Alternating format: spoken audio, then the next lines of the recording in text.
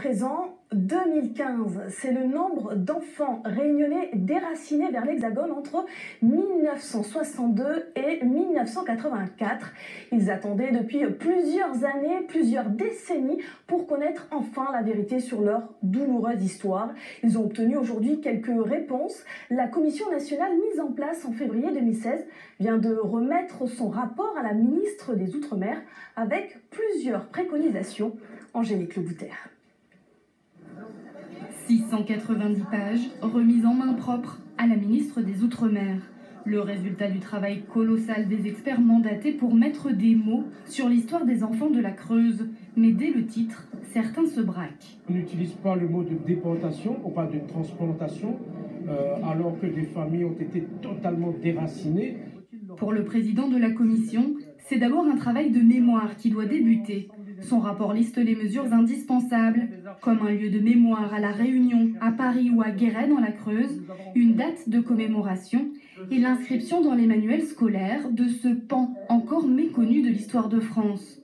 Une vingtaine de préconisations au total qui ne suffisent pas à apaiser les Réunionnais présents aujourd'hui. La réparation morale, c'est quelque chose de vague.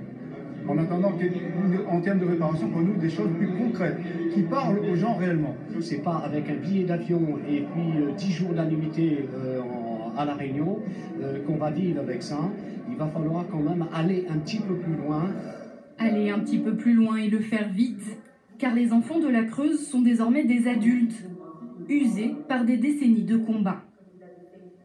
Il y a eu beaucoup de travail pour arriver à être en famille aujourd'hui même.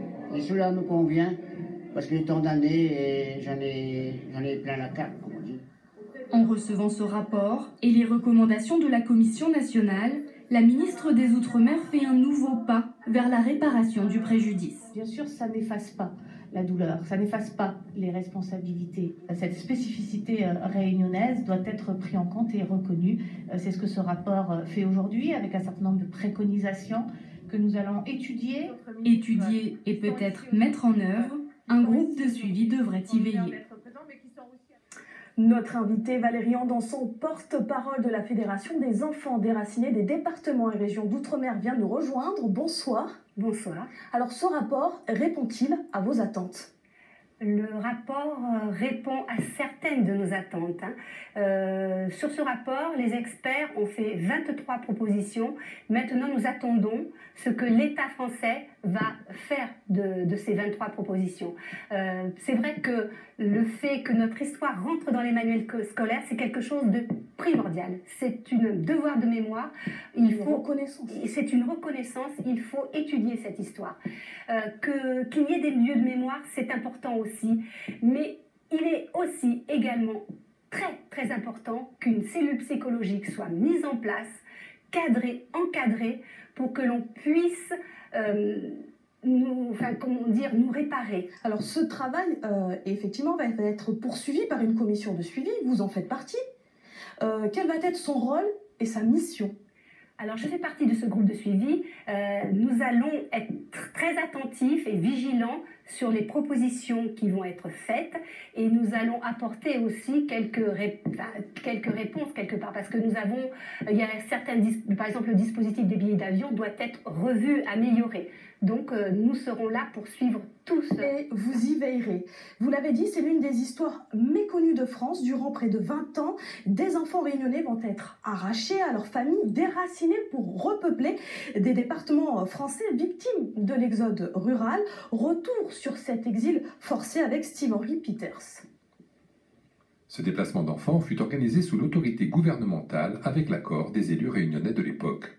Michel Debré, ex-premier ministre et député de La Réunion, endosse la responsabilité de ce transfert porté par le BUMIDOM et le CNAM.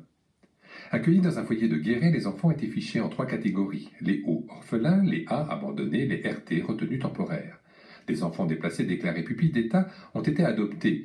D'autres sont restés en foyer ou ont servi de main-d'œuvre gratuite dans les fermes.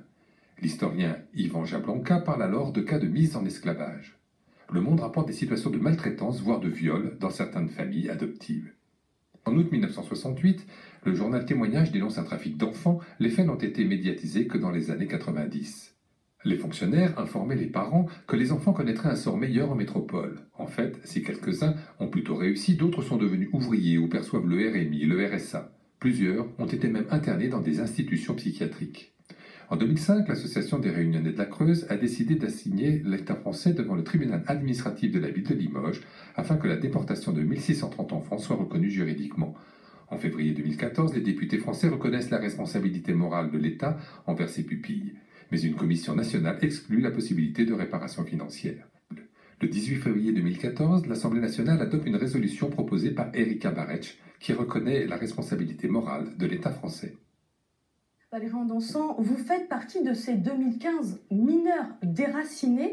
D'un point de vue personnel, comment avez-vous découvert votre histoire ?